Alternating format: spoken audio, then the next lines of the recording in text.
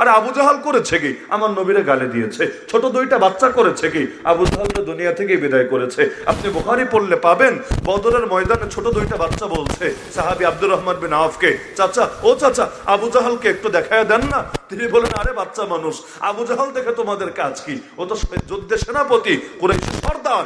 বাচ্চা দুইটা এক বাক্যে বলেছে, এক বাক্যে, চাচা শুনেছি ও আল্লাহর নবীকে গালি দেয়, অন্য কিছু না, শুনেছি ও আল্লাহর নবীকে গালি দেয়। আল্লাহর নামে কসম করেছি, একবার যদি ওর দেখা পেয়ে যাই, হয়তো ওরে জাহান্নামের রাস্তা দেখাবো, না হলে নিজেরা শহীদ হয়ে জান্নাতে চলে যাব। কিন্তু ও এবং আমরা, যার কপালে আগে মরণ লেখা, সে মরার আগ পর্যন্ত ওর পিছু তো ছাড়বো না। আসারিবুল মাসলুল, আসাইফুল মাসলুল কিতাবের মধ্যে আছে, নবীর জামানে এক দাসী নবীরা গালি দিত। ওই দাসের মনে ছিল এক অন্ধ সাহাবী, বহুত বুঝিয়েছে, কাজ হয় নাই। অবশেষে সেই গালি চালিয়ে যাচ্ছিল যখন, একদিন রাতে গিয়ে নিজে সেই দাসীকে নিজ হাতে জাহান্নামে পাঠিয়ে দিয়েছে। অবশেষে নবীর খুঁজে তারা বের করা লাগে নাই, নবীর মজলিসে এসে বলি, ইয়া রাসূলুল্লাহ, আমি হাজির আপনার সামনে, আমি ওরে জেনে বুঝে ইচ্ছাকৃত ভাবে ঠান্ডা মাথায় পৃথিবী থেকে বিদায় করেছি। এবার আপনি আমার কল্লা ফেলে দেন, কোনো সমস্যা নাই। আপনার ইজ্জত হেফাজতের জন্য 1 জান না 10 জান কোরবান করতে আমার আপত্তি নাই। জল্লাদরে বলেন, আমারও জানের বদলে জান, প্রাণের বদলে প্রাণ, আমারও মৃত্যুদণ্ড দে, কোনো সমস্যা নাই। আল্লাহ নবী সব যাচাই করে যখন দেখলেন না, আসলেই নিজস্ব স্বার্থে মারে নাই, নবীরে গালি দিয়েছে তাই সহ্য করতে পারে নাই, আল্লাহ নবী তারে ক্ষমা করে দিলেন। বললেন, দামুহা হাদার লা ইয়ানতাতিহু ফিহা আনাজান। সুতরাং ওরা যদি চায়, এমনকি এই সরকারের প্রেস সচিব পর্যন্ত, নাউজুবিল্লাহি মিন যালিক, প্রধান উপদেষ্টার প্রেস সচিব পর্যন্ত উল্টা তাওহীদি জনতাকে গ্রেফতারের ভয় দেখায়। ভয় দেখানোর জিনিস পাইলেন না, ভয় দেখানোর জিনিস পাইলেন না। আরে বিগত সময়ে গুমের ভয় দেখিয়ে, ক্রস ফায়ারের ভয় দেখিয়ে, জঙ্গি মামলার ভয় দেখিয়ে, কত কিছুর ভয় দেখিয়ে তো আলহামদুলিল্লাহ এই তাওহীদ জনতাকে দমিয়ে রাখা যায় নাই। কোন জেলের ভয় দেখাবেন? কোন জেল? আল্লাহ নবীর ইজ্জত হেফাজতের জন্য, আমার আল্লাহর ইজ্জত হেফাজতের জন্য যদি এক জেল না, বাংলাদেশে সব জেল ভরা লাগে, আলহামদুলিল্লাহ এই জাতি হাসি মুখে সেটা করবে গর্বের সাথে। এটাই বাস্তবতা, এটাই বাস্তবতা। না হলে জীবনের কি দাম আছে যে আল্লাহ এবং তার নবীর শানে বেয়াদবি হয়ে থাকে? আচ্ছা, বেয়াদবি করলো তো করলো, যুক্তি কি? নাউজুবিল্লাহ, একটা যুক্তি দিয়ে তো করবে। যুক্তিটা কি? যুক্তি হলো আল্লাহ নাকি এক মুখে বহুত কথা বলে। আচ্ছা, কি কি বলে? আর যুক্তি হলো এই যে এক জায়গায় বলে, আউয়ালু মা খালাকাল্লাহুল ইশক, আল্লাহ সর্বপ্রথম সৃষ্টি করেছেন ইশক বা প্রেম। আবার নাকি আল্লাহ বলেছে সর্বপ্রথম সৃষ্টি করেছে নফস বা আত্মা। এই যে এক মুখে দুই কথা, আরে রাম ছাগলের দল, ওইটাও আল্লাহর কথা না, এটাও আল্লাহর কথা না। এগুলো ওর আবিষ্কৃত অথবা গুরুর আবিষ্কৃত কথা। এগুলো না আল্লাহ বলেছেন, না নবী বলেছেন, না কোনো আয়াতে আছে, না কোনো হাদিসে আছে। বিশুদ্ধ হাদিস বাদ দেন, কোনো জাল হাদিসেও নাই। বিশুদ্ধ হাদিস বাদ দেন, কোনো জাল হাদিসও নাই, জাল হাদিসও নাই। তাহলে ওই জিনিস দিয়ে আল্লাহর ভুল ধইরা উল্টা আল্লাহরে গালি দেয়। আল্লাহর কথার নাকি নাউজুবিল্লাহ ও গোয়াও পায় না, আগাও পায় না, কোনটা আল্লাহর মুখ আর কোনটা নাউজুবিল্লাহ, মানে এইগুলা পর্যন্ত সে মন্তব্যটা করেছে। এমনকি সূরা নাস দিয়ে নাচানাচির পক্ষে দলিল দেওয়ার চেষ্টা চালিয়েছে। আল্লাহই নাকি নাচতে বলেছ, না নেচে পারবে কিভাবে? দলিল, কুল আউযু বিরাব্বিন নাস, মালিকিন নাস, ইলাহিন নাস। রাম ছাগল ডেকে বোঝাবে বেটা, আরবি আলাদা, বাংলা আলাদা। এতটুকু কমন সেন্স অন্তত থাকা তো দরকার ছিল। আরবি আলাদা, বাংলা আলাদা। আরবিতে নাচ মানে মানুষ, বাংলায় নাচ মানে নৃত্য। শব্দ নিবে এক ভাষা থেকে, ব্যাখ্যা করবো আরেক ভাষা দিয়ে। বাউল অর্থই পাগল, এমনি বলে না পাগল, বাউল শব্দের অর্থই পাগল। বাউল শব্দটা এসেছে সংস্কৃত ভাষার বাতুল থেকে। বাতুল সংস্কৃত ভাষায় একটা শব্দ ছিল বাতুল। আপনি ডিকশনারি খুলে দেখেন বাতুল অর্থ কি। ওই বাতুল শব্দের অর্থই হলো পাগল বা উন্মাদ, সেখান থেকে এসেছে বাউল। তো নামেই যদি পাগল হয়, আমি ওরে ভালো বলি কিভাবে? কিন্তু এই পাগলদেরকে তো দরকার ছিল পাবনায় নিয়ে আজ্ঞা রাখবে, ওরা বাইরে কি করে?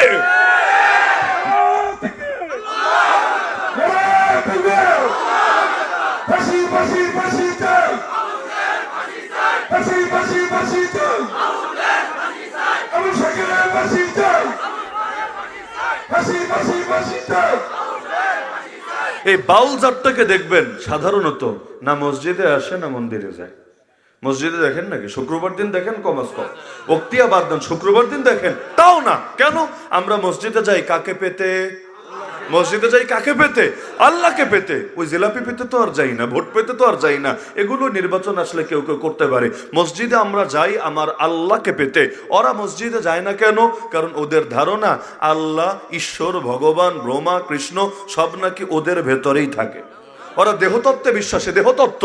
ওরা মনে করে সর্বেশ্বরবার আছে, আমার আল্লাহ যে কোনো জায়গায় গিয়ে ঢুকতে পারে ধ্যান করে। ওরা যদি নিজেকে ওই পর্যায়ে নিতে পারে তাহলে আল্লাহ চলে আসবে ওদের ভেতরে। পরম সত্তা দেহের বাইরে নাই, পরম সত্তা দেহের ভেতরে বাস করে। এজন্যই গাজার এত কদর ওদের কাছে। যদিও গাজা বললে বেচারা রাগ করে, সিদ্ধি পাতা, সিদ্ধি পাতা বললে খুশি হয়, গাজাটা বললে রাগ করে। মদ আবার দেখতে পারে না, মদ নাকি উশৃঙ্খল বানায়। তো গাজা এত প্রিয় হলো কেন তোমাদের কাছে? ওদের যুক্তি হলো ওই যে ঈশ্বরকে, ভগবানকে, আল্লাহকে ওদের ভাষায় ভেতরে আনবে। আনবেটা কিভাবে? ওদের মত হলো এটার জন্য ধ্যান করতে হবে। ধ্যানের জন্য কি লাগবে? একাগ্রতা লাগবে, আত্মমগ্নতা লাগবে। মাথায় এলোমেলো চিন্তা নিয়ে তো ধ্যান করা যায় না। তা আত্মমগ্ন হতে চাইলে কি লাগবে? ওই সিদ্ধি পাতা একটু খাইলে, টানটন কয়েকটা দিলে, এরপর একদম ধ্যান হবে, সেই রকম আত্মমগ্ন হবে। হলে কি হবে? ওদের মতে এবার ওদের মনটা ঊর্ধ্বমুখী হবে। এগুলো ওদের ব্যাখ্যা, আমার ব্যাখ্যা না। তো মনটা ঊর্ধ্বমুখী হবে, ঊর্ধ্বমুখী হবে। না হলে আমার তো অভিজ্ঞতা নাই ওইটা খাওয়ার পর ওদের কি হয়ে থাকে, তো ওদের ফিলিংস কি হয় এটা তো ওরাই ভালো বলতে পারবে। তো মন ঊর্ধ্বমুখী হলে কি হবে? এরপর নাকি পরম সত্তা ওদের ভেতরে চলে আসবে। এজন্য ওরা হাল্লাজকে আনাল হক আনাল হক। ওরা এই অর্থে নেয় যে আমি খোদা, আমি খোদা, আমি খোদা। খোদা খুঁজতে মসজিদে যাওয়ার দরকার নাই, খোদা খুঁজতে মাদ্রাসায় যাওয়ার দরকার নাই, খোদা খুঁজতে মন্দির গির্জায়ও যাওয়ার দরকার নাই। খোদা নাকি ওদের দেহের ভেতরে চলে আসে। নাউযুবিল্লাহি মিন যালিক। মানে ডাউনলোড স্পিড কোন পর্যায়ে চিন্তা করেন। একদম জমিনে বইয়া ডাউনলোড দেয়, একদম আসমান থেকে ওদের ভেতরে এসে হাজির হয়ে যায়। এমন কি এই জাহেলগুলো মনে করে রবের প্রেম পাওয়ার জন্য, রবের প্রেম হলো প্রকৃত প্রেম, এজন্য ওদেরকে রূপক প্রেমের গণ্ডি পাড়ি দিয়ে যেতে হবে। যেমন আমরা আল্লাহকে পাওয়ার জন্য সিঁড়ি বানাই নামাজ, সিঁড়ি বানাই জিকির, সিঁড়ি বানাই তেলাওয়াত, এগুলো আমাদের সিঁড়ি। মূল হলো আমার আল্লাহ সন্তুষ্টি। আমাকে সিঁড়ি হয়ে আল্লাহ পর্যন্ত যেতে হবে, ইবাদত মেনেই আল্লাহ পর্যন্ত যেতে হবে। ওই জাহেলগুলো শরীয়ত মানেই না, শরীয়ত মানেই না, মানেই না। বরং চর মনে করে ওই প্রকৃত প্রেম পাবে রূপক প্রেমের ভেতর দিয়ে। কিভাবে? নারী দেহ এজন্য ওদের কাছে, নারী দেহ ওই জন্য ওদের কাছে রবকে পাওয়ার সিঁড়ি বটে। এজন্য ওরা বিয়ে শাদীরও অত ধার ধারে না। বিয়ে শাদী দিয়া কি কাজ, পরকিয়া দিয়া কি কাজ, এগুলো ওদের কাছে কোনোটাই মুখ্য বিষয় না। ওই নারীর সাথে মিলন করবে এবং এর ভেতর দিয়ে রবের সন্তুষ্টি লাভ করবে, এটাই হলো ওদের কাছে মুখ্য কথা। ওই ভাইয়ের পরিচয় কি? আপনার পরিচয়টা কি? জি, ওখান থেকে বলেন, সমস্যা নেই। না এমনি পরিচয় কি? হ্যাঁ, না কোনো সংস্থায় আছেন? পরিচয়টা বলেন তাহলে। আপনার বাড়িতে? আচ্ছা, শ্রোতা না, মাঝখান থেকে চলে যাচ্ছে এজন্য। এখন সাংবাদিক হলেও সমস্যা নেই, পুলিশ হলেও সমস্যা নেই, এগুলো আমরা সবসময় ওই হালত পারে দিয়ে চলি। কিন্তু কিন্তু কথার মাঝখান থেকে কাট হলে এটা হলো আমার সমস্যা। এতক্ষণ ভিডিও করছিলাম, আমি কিন্তু কথা বলিনি। তো হঠাৎ দেখলাম চলে যাচ্ছে, এখানে আমার হলো একটু খটকা লাগলো। কারণ যে কোনো কথা পুরোপুরি না শুনলে ঝামেলা আছে, তাই না? পুরো মেসেজটা চলে আসলে সমস্যা নেই। না হলে ওই সাংবাদিকও আমাদের কাছে বিষয় না, গোয়েন্দা সংস্থাও বিষয় না, আমাদের কাছে বিষয় না, নরেন্দ্র মোদীও আমাদের কাছে বিষয় না। কথা যখন বলবো আল্লাহকে খুশি করতে, পৃথিবীর কে এটারে কিভাবে নিল না নিল এতে আমাদের কে আসবে আর যাবে। আর হায়াত আল্লাহর হাতে, মৌত আল্লাহর হাতে। মোদি চাইলে একদিন হায়াত কমাতে পারবে না, চাইলে একদিন হায়াত বাড়াতে পারবে না। কপালে যা আছে তাই হবে। এমন কি ওদের হাতে কিছু যদি থাকতো, আমাদের দিদিরে এই বুড়া বয়সে তো পালাতে হতো না। সুতরাং কারো হাতে কিছু নাই, সব কার হাতে? আল্লাহর হাতে। তো বলছিলাম এই জাহেলগুলো এই পর্যায়ে চলে গিয়েছে যে নারীর সাথে মিলন করতে পারাকে ওরা শিল্পের পর্যায়ে নিয়েছে। এজন্য গতকাল আমার দেশেও লিখেছে, এটা আমার শব্দটা খুব ভালো লেগেছে। শব্দটা লিখেছে বাউল মতবাদ। এই বাউল বাদটা হলো লিভ টুগেদার কালচার, মানে বিবাহ ছাড়া মহিলাগুলো লগে ফষ্টি নষ্টি করার কালচার। এমনকি এক মহিলা কয়েকদিন আগে মিডিয়া সাক্ষাৎকার দিয়েছে যে ওদের সাথে খাটে না গেলে, বিছানা না কাঁপালে ওরা তারে বাউল হিসেবেও স্বীকৃতি দিতে চায় না, প্রোগ্রামেও নেয় না, মাইকও দেয় না, প্রমোটও দেয় না। মানে সে যদি উন্নত হতে চায় আগে গুরুদেরকে খুশি করতে হবে। আর বাউল মতবাদ হলো গুরুবাদী মতবাদ। এখানে গুরুরে বাদ দিয়ে আপনি কিছু করতে পারবেন না। ওই ঈশ্বর ডাউনলোড করবেন ভেতরে, ওইটা গুরুর থেকে ওয়াইফাই নিতে হবে আর কি। ওয়াইফাই নেওয়া ছাড়া কাজ হবে না। তো এখন গুরুবাদী মতবাদ যেহেতু গুরুরে খুশি করতে হবে, এখন গুরু তো মহিলা পাইলে আবার খাটে না গেলে খুশি হয় না, কিছু করার নাই, ওইটাই তাদের কাছে যেতে হবে। এমনকি এই পাগলগুলোর রুচি এমন ভাবে পচে গিয়েছে, পৃথিবীতে একটা ধর্ম আছে, আমি নাম বলতে চাই না, যারা মাঝে মাঝে গরুর মতো খেয়ে থাকে। আছে না, গরুর গোবর দিয়ে পর্যন্ত বিভিন্ন জিনিস বানিয়ে থাকে। তাও তো একটা লেভেলে আছে যে গরুরটা খায়, গরুরটা। কিন্তু এই বাউল হলো সেই সম্প্রদায় যারা নিজের মুদ খাওয়াকেও কোনো কোনো রোগের শেফা মনে করে। এমনকি ওদের বিভিন্ন ওষুধ আছে আজিব আজিব। যেমন একটা ওষুধ আছে নাম প্রেম ভাজা। কি নাম? প্রেম ভাজা, খেতে ভারী মজা। এই প্রেম ভাজা এগুলো বানায় কি দিয়ে? নারীর মাসিকের রক্ত দিয়ে। মানে রুচিটা তার ছেড়ে আমি এমনি তো বলি নাই পাগল, নামেও পাগল, কামেও পাগল। তো সরকারের ব্যর্থতা, পাবনায় ওদের জন্য পর্যাপ্ত সিট বরাদ্দ দিতে পারে নাই। না হলে বেটা পাগল, তুই তোর মতো চিকিৎসায় থাকলে তুইও ভালো থাকতি, আমরাও ভালো থাকতাম।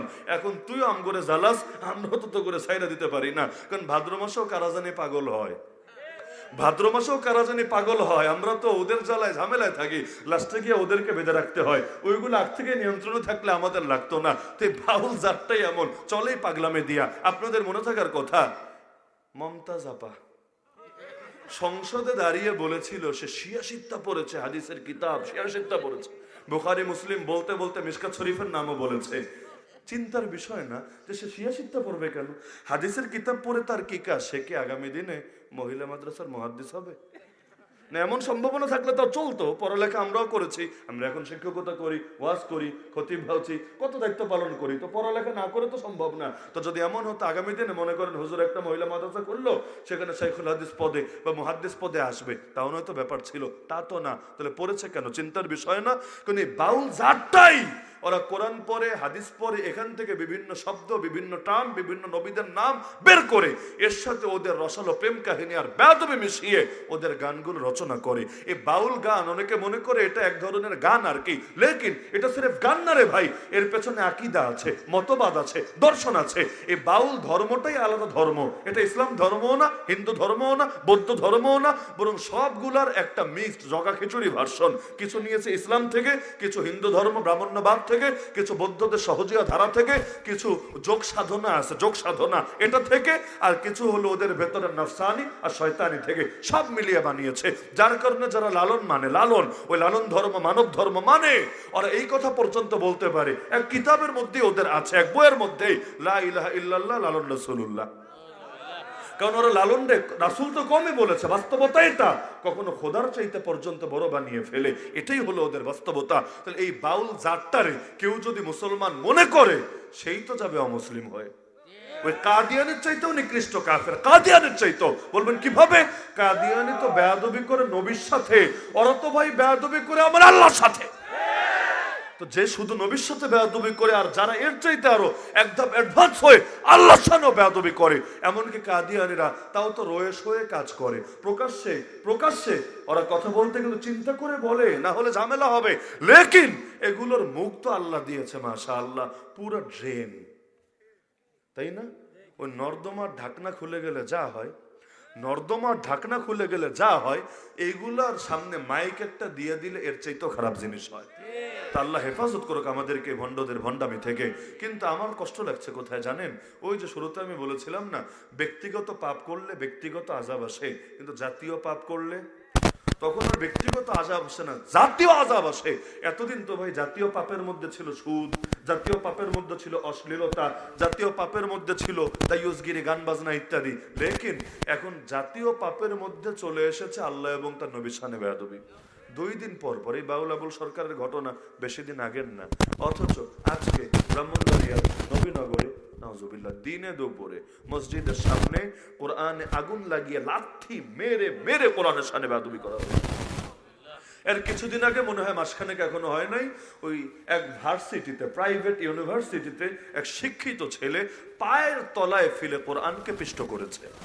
তাহলে এইগুলো যদি এভাবে 2 দিন পর পর হতে থাকে, আর ঘোড়ার ডিমের বিচার হয়, ঘোড়ার ডিমের একটা ব্লাসফেমি আইন পর্যন্ত এখনো বাস্তবায়ন করে নাই। আরে হাসিনা তাও আইন বানিয়েছিল, আর বাপের সামনে বেয়াদবি করলে 14 বছরের জেল না কয় বছরের জেল, এমনও হয়েছে। ফেসবুকে শেখ মুজিবুর রহমানকে নিয়ে একটা কমেন্ট করেও মানুষ বছরের পর বছর জেল খেটেছে। কিন্তু আমার আল্লাহরে গালি দিলে, আমার নবীর সামনে গালি দিলে, এর জন্য সর্বোচ্চ সাজা মৃত্যুদণ্ড রেখে আজও পর্যন্ত কোন আইন হয়েছে? অথচ হেফাজতের 13 দফার মধ্যে এই দফা কিন্তু ছিল, এই দফা কিন্তু ছিল, বরং মূল এটাই ছিল। এটার জন্য আমাদের ভাইয়েরা জীবন দিয়েছে, এটার জন্য আলেম ওলামারা যুগের পর যুগের চাইতে বেশি সময় ধরে মামলা নিয়ে এখনো ঘুরে বেড়াচ্ছে। এখনো কিন্তু মামলা ওঠে নাই। হাসিনা চলে গেছে 101 বছর, লেকিন ডক্টর ইউনূস এসেও কিন্তু মামলা ওঠায় নাই। আগামীতেও কে উঠাবে আল্লাহ ভালো জানে। সবাই চায় হুজুরদের গলায় কাটা বেঁধে থাকুক, কাটা বেঁধে থাকুক, যাতে করে হুজুররা আবার আন্দোলন নামলে পুরোনো মামলাটাকে তাজা করে বাস একটা সাইন দিয়ে জামিন ক্যান্সেল করে আবারও জেলে ভরে রাখা যায়। তা অথচ দরকার ছিল বিগত সময়ের সেই দাবিগুলো এখনো পূরণ হবে। বাস্তবতা এটাই, যতদিন পর্যন্ত আল্লাহ এবং নবীর শানে বেয়াদবি করা, ধর্মের শানে বেয়াদবি করা, আসমানি কিতাবের শানে বেয়াদবি করার ব্যাপারে সর্বোচ্চ সাজা মৃত্যুদণ্ডের আইন পাশ না হবে এবং সেটা বাস্তবায়ন না হবে, ততদিন পর্যন্ত বাংলাদেশে বেয়াদবদের বাম্পার ফলন হতেই থাকবে। এখন এই সরকারগুলো নিজেরাই যদি আইন করে তাহলে তো আলহামদুলিল্লাহ, না হলে প্রয়োজনে আর একটা বিপ্লব করে নিজেরা ক্ষমতায় গিয়ে হলেও আল্লাহ এবং তার নবীর ইজ্জত হেফাজতের উদ্যোগ নিতেই হবে। এদের উপর ভরসা রাখবো কিভাবে?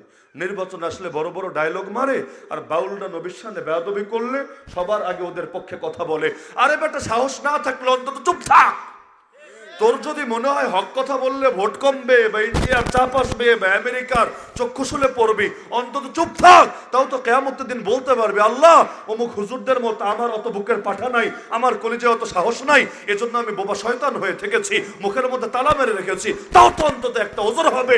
লেকিন হকের পক্ষে দাঁড়াতে পারবি না, আর উলঙ্গ হয়ে বাতিলের পক্ষে দাঁড়াবি, তোদের হাসরও কিন্তু ওদের সাথে হবে। যার সাথে যার মহাব্বত, তার সাথে তার কিয়ামত। নাউযুবিল্লাহি মিন যালিক। অথচ এই লোকগুলো আগামীতে ক্ষমতায় যাওয়ার স্বপ্ন দেখছে। তোমাদের স্বপ্ন দুঃস্বপ্ন হতে বেশি সময় লাগবে না ইনশাআল্লাহ, কারণ চূড়ান্ত ক্ষমতার মালিক কে? কেউ যদি মনে করে জনগণ ক্ষমতার মালিক, ও তো বেঈমান, ও তো বেঈমান। জনগণের হাতে কিছু না, সবকিছু কার হাতে? না হলে আল্লাহ যদি চাবি একটু ঘুরায় দেয়, আরে জনগণের মন পাল্টাতেও সময় লাগে না, নিজের হায়াত মত শেষ হতেও সময় লাগে না, যে কোনো কিছু ঘটতে কোনো সময় লাগে না। আরে 3 আগস্টই বা কয়জন টের পেয়েছে? 2 দিন পর এত দুর্দণ্ড প্রতাপশালী সরকার, যারে কেউ কিচ্ছু করতে পারে নাই, রাজনৈতিক দলরাও পারে নাই, হুজুররাও পারে নাই, কেউ কিচ্ছু পারে নাই। 2 দিন পরে এমনি দিনে দুপুরে প্রকাশ্যে পালাবে। আরে 4 তারিখও বহুত মন্ত্রীও কল্পনা করতে পারে নাই যে এতিম বানায় আমাদেরকে এভাবে পালায়া যাবে। আরে আমাদের মুরব্বীরা তাও তো বিপদে আমাদের সাথে ছিল। আল্লামা বাবুনগরী, জুনায়েদ বাবুনগরী 2013 সালে আমাদের সাথে ছিল না? আল্লাহর বান্দা এক পর্যায়ে এমন হালতে পড়েছে, বিদ্যুৎ যখন চলে গিয়েছে, মানুষ দৌড়াচ্ছে, সামনে তো আর কিছু দেখা যাচ্ছে না, ধাক্কা খেয়ে নিচে পড়ে এমন অবস্থায় পড়েছে, হাজার হাজার মানুষের পায়ের পাড়া লেগেছে, পায়া দিয়ে পিষ্ট করে করে যাচ্ছে। একজন মুরব্বী মানুষ, যে আগ থেকেই বহু রোগে অসুস্থ, ডায়াবেটিস, হাই প্রেশার, বহু সমস্যা, ওই রকম একটা মানুষ যদি নিচে পড়ে যায়, আর তার পিঠে মাথায় শরীরে যদি হাজার হাজার মানুষ দৌড়ের উপর পাড়ায় পাড়ায় চলে যায়, এটাই তো যথেষ্ট তার জন্য। আল্লামা বাবুনগরী রহমতুল্লাহ আলী আমাদের শাইখ মুর্শিদ নিজে শুনিয়েছেন যে ওই সময় কতবার যে কালেমা পড়েছে হিসাব নেই। আমি ভেবেছি আজকেই শেষ। এমনকি ট্রাকে যখন ছিলেন তখনও যখন গুলি এসেছে, একটা গুলি তো তার কানের লতির কাছ দিয়ে চলে গিয়েছে, তবুও চলে যায় নাই, তবুও আমাদেরকে ফেলে যায় নাই। যতক্ষণ গ্রেফতার করে না নিয়েছে, পুরো টাইম থেকেছে আমাদের সাথে। আমাদের গর্ব, আল্লাহ আমাদের কেমন মুরব্বি দিয়েছে, প্রয়োজনে জান দেবে, লেকিন আমাদেরকে ফেলে যাবে না। আর ওদের কপাল মাশাআল্লাহ মারহাবা, কপাল মাশাআল্লাহ মারহাবা। কোটি কোটি মানুষ এদিকে এতিম হয়ে পড়ে আছে, আর নিজের মতো চলে গেল আরেক দেশে। ইয়া নাফসি ইয়া নাফসি। কিয়ামতের দিনের কথা মনে পড়ে আর কি। কিয়ামতের দিন এমন হবে না, নেতা বলেন, নেত্রী বলেন, বাপ বলেন, মা বলেন, বউ বলেন, বাচ্চা বলেন, নিজের নিয়ে এমন দেওয়া না, আরেকজনকে নিয়ে ভাবার কথাও হয়তো মাথায় আসবে না। সুতরাং আল্লাহর হস্তে, আল্লাহর হস্তে। আমার আজকে মূল পয়েন্টই হলো 2টা। এক হলো ব্যক্তিগত পাপও আসেন না কমাই। এটা বলবো না পাপ টোটালি বাদ, কারণ এটা মানুষের পক্ষে সম্ভবই না, লেকিন পাপ 1 নম্বরে কমাই, 2 নম্বরে যেটাই হবে সঙ্গে সঙ্গে তওবা করি, তওবা জমায়া না রাখি। কারণ কোন দিনের জন্য জমাবো? যেদিন ভালো হতে চাচ্ছি ওই দিন যদি নসিবে না জোটে। আর দ্বিতীয় হলো, ওই ব্যক্তিগত পাপ করলে তাও নয়তো ব্যক্তিগত শাস্তি আসে। তো গোটা জাতি যদি পাপ করে, গজব পড়লে তো ভালো মন্দ সবাইরই মরা লাগবে। ভূমিকম্প হলে খালি পচা মানুষ মরে, তাই না? করোনা আসলে খালি পচা মানুষের ক্ষতি হয়, তাই না? আযাব যখন চলে আসে, আমার নবী একটা উদাহরণ দিয়ে বুঝিয়েছেন। এটা বুঝলে পুরো আলোচনায় বুঝে যাবেন। নবী উদাহরণ দিয়েছেন একটা জাহাজ দিয়ে। মনে করেন একটা জাহাজ 2 তলা, নিচতলায় মানুষ আছে, উপরতলায় মানুষ আছে। কিন্তু পানি, খাবারের পানি বা প্রয়োজনীয় পানি রাখা হলো 2 তলায়, নিচতলায় পানি নাই। আবার সাইড থেকে উঠানোর ব্যবস্থা নেই। মনে করেন এমন জাহাজ, সাইডগুলো অনেক উঁচা উঁচা, বালতিও ফেলা যায় না, কোনোভাবে পানিও নেওয়া যায় না, পানির জন্য যেতে হয় 2 তলায়। এখন নিচতলার লোকেরা চিন্তা করলো, এতবার কষ্ট দেওয়া যায়? কয়বার যাবো মানুষের কাছে, কয়বার চাওয়া যায়? বিরক্তিকর ব্যাপার। তারা ভাবলো থাক, খোদা এদেরকে এতবার কষ্ট না দিয়ে আমরা নিচ থেকে পানি ওঠানোর ব্যবস্থা করি। কিভাবে করবে? সাইড দিয়ে নেওয়ার সিস্টেমই নাই, টোটাল বন্ধ। কিভাবে করবে? তারা ভাবলো তাহলে তলা দিয়ে ফুটা করি। ফুটা করলে সহজ না, এমনি তো পানি উঠবে, সাগরের পানি, এটা দিয়া ওযু ইস্তেঞ্জা করা যাবে। যদিও সাগরের পানি নর্মালি খায় না, খেলো প্রয়োজনে বা প্রসেসিং করে নিল একভাবে। এগুলো ভেবে তারা এখন ফুটা করতে শুরু করলো। উপরের লোকগুলো দেখছে যে তাদেরকে কষ্ট যাতে না দিতে হয়, এই কারণে নিচ দিয়ে ফুটা করতে শুরু করেছে। এটা দেখার পরও, এই বলদামি, এই হাবামি দেখার পরও তারা যদি চুপ করে বসে থাকে, তারা চিন্তা করে অপরাধ তো আমরা করছি না, ভুল তো আমরা করছি না, ওরা করছে, ওদেরটা ওরা বুঝবে। এই কথা ভেবে যদি চুপ করে বসে থাকে, যখন ফুটা হবে খালি নিচের লোকেরা মরবে, তাই না? তাহলে নিচের লোকেরা ডুববে, তাই না? হ্যাঁ, বলদামি করেছে এক দল, কিন্তু ক্ষতিগ্রস্ত হবে 2 দল। এবং যখন ডুববে শুধু নিচের লোকেরা ডুববে তা না, ওরাও ডুববে, উপরের লোকেরাও ডুববে। তো বাঁচতে হলে কি করতে হবে? বাঁচতে হলে খালি নিজে সাধু বাবা সাজলে হবে না, ওদেরকেও, এই পাগলগুলোরও বুঝায়া বুঝায়া ঠিক রাখতে হবে। যদি বুঝতে না চায়, প্রয়োজনে কানের নিচে 2টা লাগাইয়া দিতে হবে। তারপর ওদেরকে এই কাজ থেকে ফিরে রাখতে হবে। তো পৃথিবীতে যদি চান শান্তিতে থাকতে, আল্লাহর গজব থেকে বাঁচতে, নিজে নামাজ রোজা করলেই হবে না, শুধু নিজে তাসবিহ নিয়া মসজিদের কোনায় পড়ে থাকলে হবে না, বরং ওই যে একদল পাগল আছে না, যারা বিভিন্ন ভাবে চাচ্ছে নিচ থেকে পানি উঠাতে, ওইগুলোরে বোঝাতে হবে, দাওয়াতের মেহনত করতে হবে। তাতেও যদি কাজ না হয়, প্রয়োজনে জিহাদ করতে হবে, প্রয়োজনে ওদের বিরুদ্ধে তীব্র আন্দোলন করতে হবে। লেকিন যে কোনো ভাবে ওদেরকে ফিরাতে হবে, না হলে জাতীয় পাপের কারণে জাতীয় গজব যখন আসবে, ওরাও মরবে, সঙ্গে আমাদেরকেও মরতে হবে। তাহলে সুতরাং গোটা জাতিকে নিয়ে ফিকির করতে রাজি আছেন তো ইনশাআল্লাহ? তো গোটা দেশ, গোটা জাতি তো বহুত লম্বা ব্যাপার স্যাপার। আপনার গ্রাম, আপনার সমস্ত সহজ ব্যাপার। তো সুতরাং শুরু করেন নিজেকে দিয়ে, নিজের পরিবার, নিজের সমাজকে দিয়ে। প্রতিটা সমাজ যদি ঠিক হয়ে যায়, এক সময় গোটা দেশটাও ইনশাআল্লাহ এক টুকরা সোনার মদিনা হয়ে যাবে। তাহলে সমাজ বাঁচানোর মেহনত করবেন তো ইনশাআল্লাহ? শুধু নিজেরাই ভালো হবেন না, সমাজকেও ভালো করার চেষ্টা করবেন। যেখানেই অন্যায় সেখানেই প্রতিবাদ, যেখানেই অসঙ্গতি সেখানেই প্রতিবাদ, এই মানসিকতা গড়ে তুলবেন। না হলে আপনি গানের অনুষ্ঠান করেন না, আরেকজনে করে, আপনি পতিতাবৃত্তি করেন না, আরেক ঘরে হয়ে থাকে। এগুলো যদি আপনি প্রশ্রয় দেন, গজব যখন আসবে ও মরবে, আপনারও মরতে হবে। এজন্য শেষ করি আল্লাহ রসুলের একটা হাদিস দিয়ে। আবু দাউদ শরীফের মধ্যে হাদিসটা আছে। নবী বলেন, একজন মাত্র লোক, বেশি না, কয়জন? একজন মাত্র লোক যদি কোনো এলাকায় থেকে কোনো সম্প্রদায়ের ভেতরে পাপ করে আর বাকিরা তারা ফিরাতে পারে, তাও ফিরায় না, তাহলে কি হবে? আল্লাহ এই জাতিকে মরার আগে দুনিয়াতেই গজবে আক্রান্ত করবে। কয়জনের পাপের জন্য? কয়জনের পাপ? পাপ করেছে একজন, আর বাকিরা কি করেছে? ফিরাতে পারতো, খালি ফেরায় নাই, এতটুকু। সুতরাং বাউলরা, তোমরাও একটু কান খুলে শুনে রাখো। বাউলরা, তোমরাও কান খুলে শুনে রাখো। কাজ করবো তোমরা কয়জন, আর আযাবে পড়বো আমরা সবজন, এটা তো হতে পারে না। যদি ভালোই ভালোই বুঝা যাও আলহামদুলিল্লাহ, না হলে প্রয়োজনে শক্ত হাতে তোমাদেরকে দমায় দিতে হবেই হবে ইনশাআল্লাহ। এগুলার থেকে আসলে খুব বেশি বোঝায় আশা নাই। ওয়াজ করতে করতে বুইড়া হয়ে গেলেও এগুলার পরিবর্তনের বেশি আশা নেই। কেন জানেন? আকল তো শেষ। ওদের একটা, ওই যে বললাম না, নারীর মাসিক দিয়ে তৈরি খাবার পর্যন্ত যারা খায়, এটা কি বুঝাবেন আপনি? আকল থাকলে না বুঝাবেন। বাস্তবতা হলো, ওদেরকে সারা রাত ইউসুফ জুলাইখার কেচ্ছা শোনাবেন, সকালে উঠে বলবে জুলাইখা বেড়া না বেডি। এই হলো এদের অবস্থা। তো আপনি কি দিয়ে দলিল দিবেন এদেরকে? সুতরাং এদের বিরুদ্ধেও করে অ্যাকশনে আসতে হবে ইনশাআল্লাহ।